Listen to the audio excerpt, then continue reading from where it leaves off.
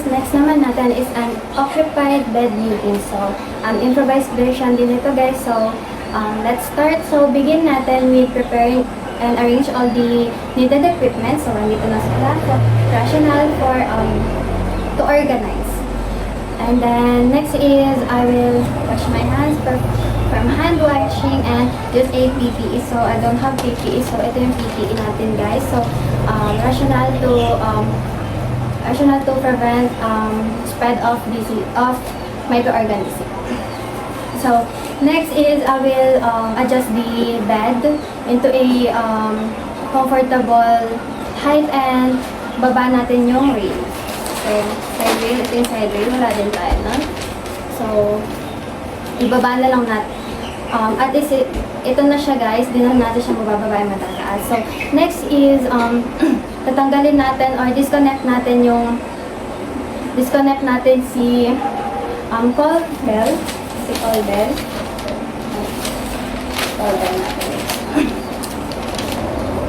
Si call bell and any tubes in attached in the bed. So to prevent damage. So next is I will put gloves. Na guys. And then loosen na natin yung bed. Loosen natin yung linens guys. And then loosen the linens.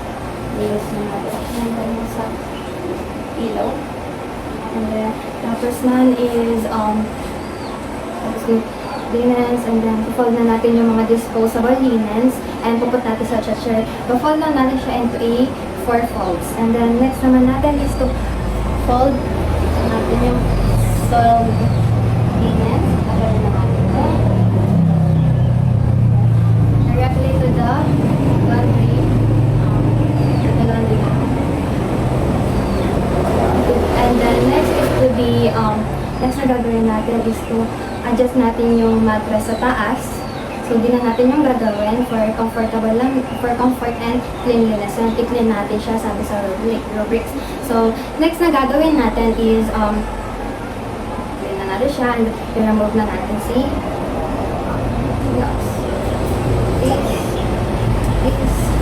Tapon na natin siya. Okay, so, next is lalagay na natin si bottom.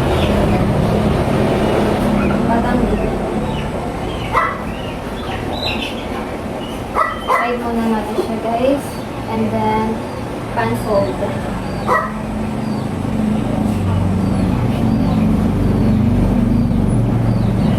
Baba lang natin na. Then, pan fold din natin siya guys. Pan fold.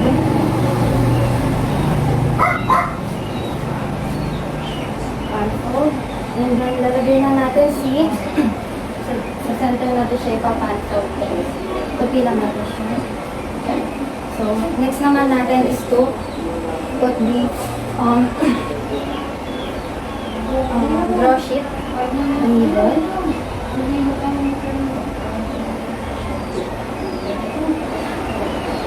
And the protective pad. So, improvise lang din to guys. So, sa middle natin siya lalagay. And then, isa-secure na natin siya from this side to this side.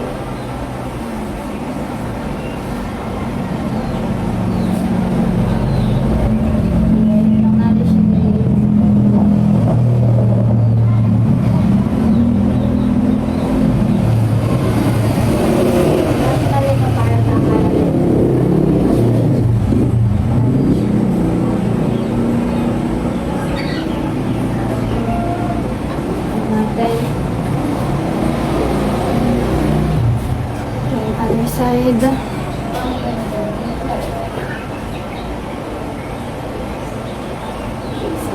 Next natin dito guys is other side para maalis yung to secure it and para maalis yung wrinkle.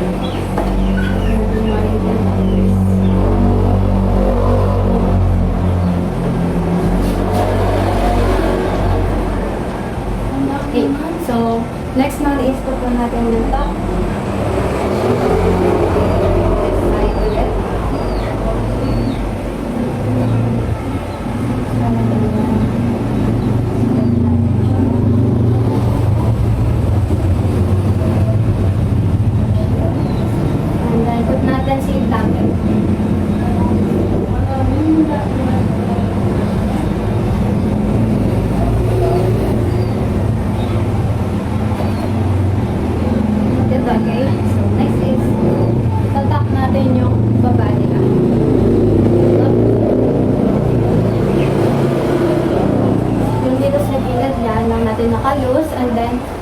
mag-aano na tayo ng meter. So, triangle.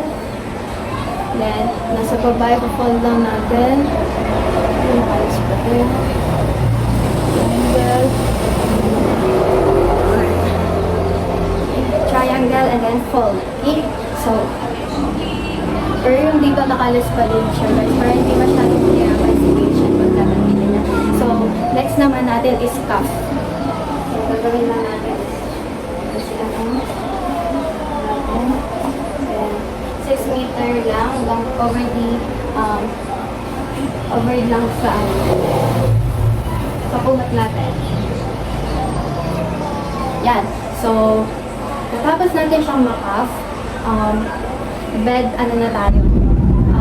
Bed, other side muna tayo. Ikakaf din natin siya. So, makaf na natin. Rational nito is to, for easy use and, reduce, hindi na tayo masyadong magpapapagod and reduce off time. Okay. Natapos naman ng is yung pilates. Pilates.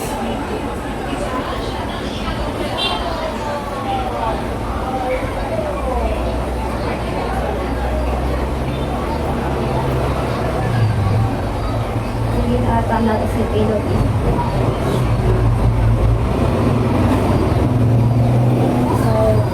Next na pilates is ipa-5-fold na natin si linen.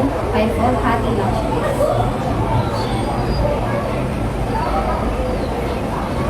Pwede siyang nakahating ganito. Pwede din siyang sa baba. So, pero yan.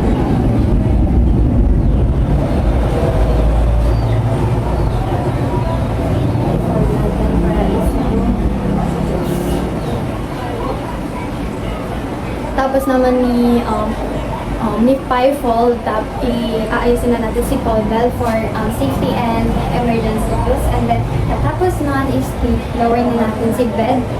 Lower the bed and nalagay na natin si cuff for safety.